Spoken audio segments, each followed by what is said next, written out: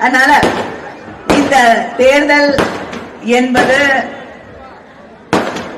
நம்முடைய முதலமைச்சர் அண்ணன் தளபதி அவர்கள் சொல்லுவது போல இரண்டாவது சுதந்திர போராட்டம் போர் என்பதை நாம் நினைவிலே வைத்துக் கொள்ள வேண்டும்.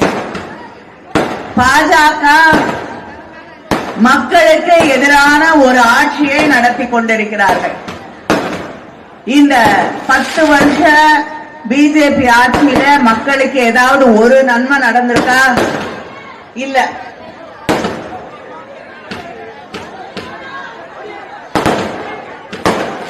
மோடி இதுவரைக்கும் நம்ம கஷ்டப்பட்ட நேரத்துல மழை வெள்ளம் வந்த போது தமிழ்நாட்டு மக்களை சந்திச்சிருக்காரா?